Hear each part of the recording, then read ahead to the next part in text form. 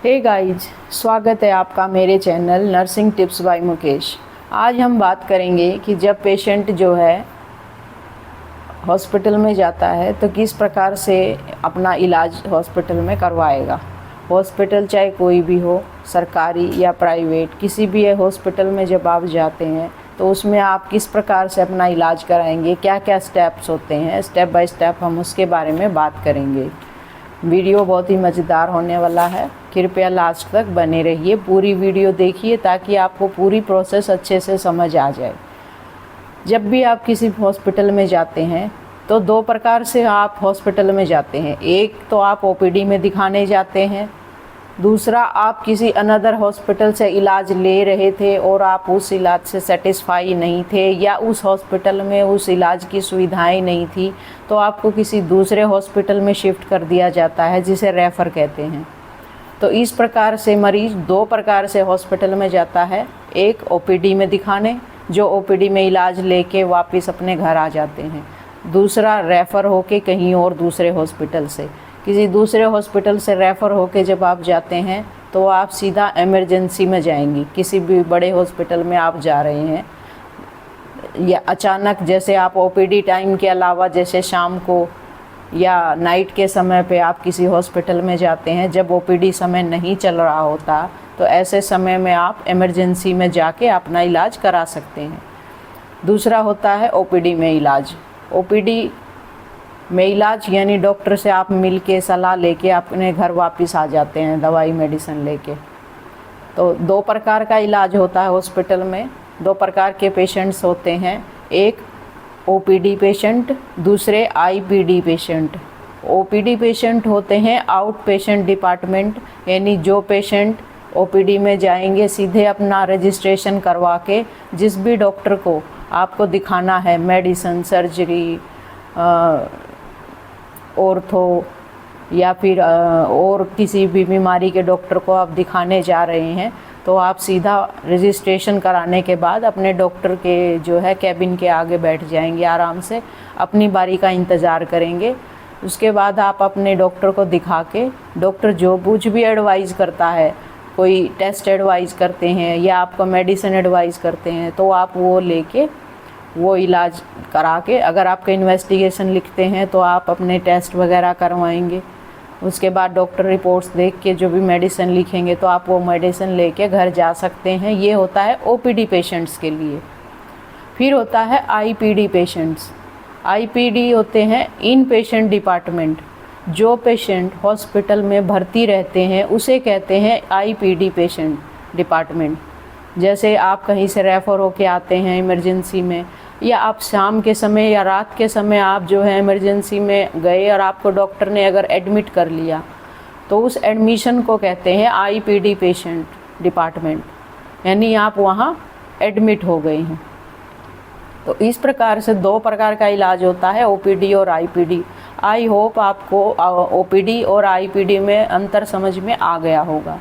इसके बाद हम बात करते हैं कि मरीज़ को जो है, अगर हमने एडमिट कर लिया है, रात को इमरजेंसी में एडमिट हो गए हैं, या आप शाम के समय, रात के समय आए, आपको एडमिशन बना दिया, डॉक्टर ने रख लिया।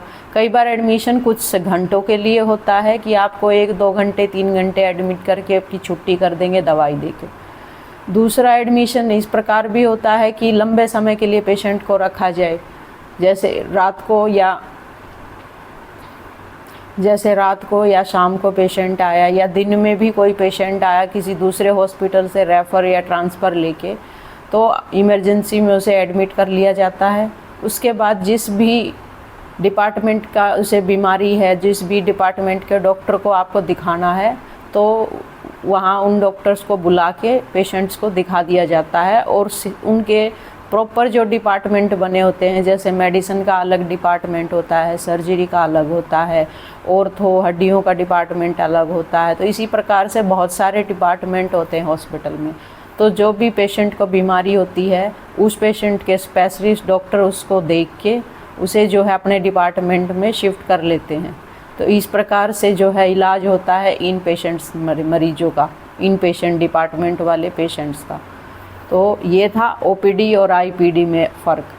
उसके बाद जो है हॉस्पिटल के अंदर ही आजकल फार्मेसी बनी होती है, जो भी डॉक्टर आपको दवा एडवाइस करेंगे वो आप जो है फार्मेसी से लेके आप घर जा सकते हैं। इसके अलावा आप हॉस्पिटल में जाते हैं, हॉस्पिटल में लैब होती है, लैब में आप अपने मरीजों का जो है ब्लड टेस्ट कराने हैं या यूरिन टेस्ट कराना है, जो भी कोई टेस्ट करवाने हैं आप वहाँ लैब में करवा सकते हैं। इसके अलावा हॉस्पिटल में एक्सरे डिपार्टमेंट होता है, जहाँ आपकी रेडियोलॉजी होता है, जहाँ पे आपके एक्सरे वगैरह होते हैं। अगर आप ओपीडी में दिखाने आते हैं तो ओपीडी में भी डॉक्टर आपको एडमिट कर सकते हैं अपने हॉस्पिटल में। ओपीडी में जो पेशेंट्स कम जो है बीमारी वाले होते हैं, जिनको हल्की फुल्की बीमारी होती है, डॉक्टर उन्हें दवा लिख के घर भेज देते हैं दवा लेने के लिए कि 5 दिन 7 दिन आपने दवाई खानी है, फिर हमें दिखाने आना है। लेकिन जो ज़्यादा बीमार होते हैं हॉस्पिटल में पेशेंट, तो ओपीडी वाले डॉक्टर भी उन पेशेंट को अपने वार्ड में एडमिट कर सकते हैं और उनका जो है वहाँ एडमिट करके इलाज कर सकते हैं। उसके अलावा अगर उनका इलाज जो है ठीक से नहीं हो पा रहा या उस हॉस्पिटल में उसकी सुविधा नहीं है तो उसको नेक्स्ट किसी और हॉस्पिटल में रेफ़र या ट्रांसफ़र किया जा सकता है। तो इस प्रकार से जो है आपको किसी भी हॉस्पिटल में आप जाएंगे, चाहे वो सरकारी हो चाहे प्राइवेट, इसी प्रकार से काम होता है। पहले रजिस्ट्रेशन, फिर ओपीडी, फिर टेस्ट वगैरह कराना, फिर एडमिशन, फिर जो है मेडिसिन वगैरह लाना, या पेशेंट को रेफ़र करेंगे डॉक्टर तो कहीं और रेफ़र होना। तो इसी प्रकार से प्रोसेस चलती है। इसके अलावा जिस भी हॉस्पिटल में आप जाएंगे, मान लो आप किसी प्राइवेट हॉस्पिटल में जाते हैं तो आपकी जो भी मेडिसिन के बिल होते हैं या आपका रजिस्ट्रेशन के बिल होते हैं, सभी अच्छे से संभाल के रखें ताकि वो बाद में आपके काम आए।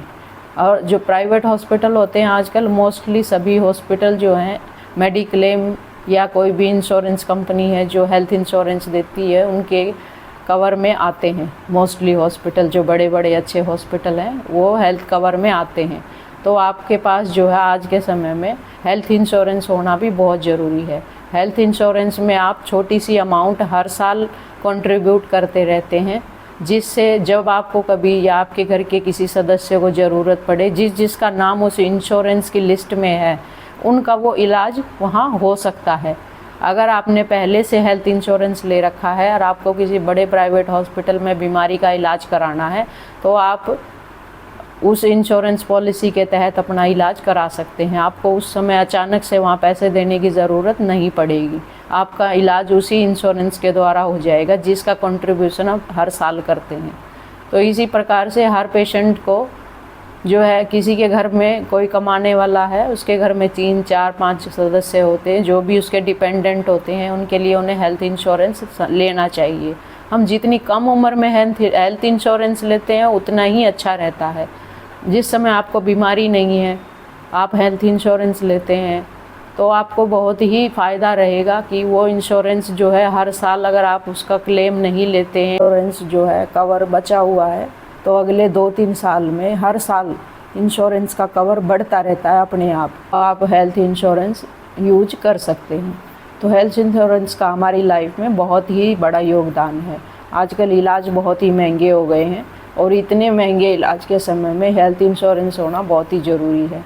तो ये वीडियो नर्सिंग रिलेटेड लोगों के लिए भी है और आम लोगों के लिए भी है, जो मेडिकल से रिलेटेड नहीं है उनके लिए भी बहुत ही इम्पोर्टेंट है। आपको मैं ये एडवाइस देना चाहूँगी कि जिन लोगों के पास हेल्थ इंश्योरेंस नहीं है, अगर सरकार की तरफ से उनके पास कोई सुविधा अलग से है इलाज की तो ठीक है। अगर आपके पास सरकार की कोई सुविधा नहीं है, आप सरकारी कर्मचारी नहीं हैं या आपका कैशलेस इलाज नहीं का कोई कार्ड आपके पास नहीं है, तो आपको डेफिनेटली हेल्थ इंश्योरेंस लेना चाहिए। ये बहुत ही काम की चीज़ है आज के टाइम। पसंद आया हो तो प्लीज़ लाइक, शेयर और सब्सक्राइब टू माय चैनल। ज़्यादा से ज़्यादा मेरा वीडियो शेयर कीजिए, आपका सपोर्ट बना रहे, इससे मुझे भी नई वीडियोज़ बनाने का जो है मोटिवेशन मिलता रहता है। Thank you so much.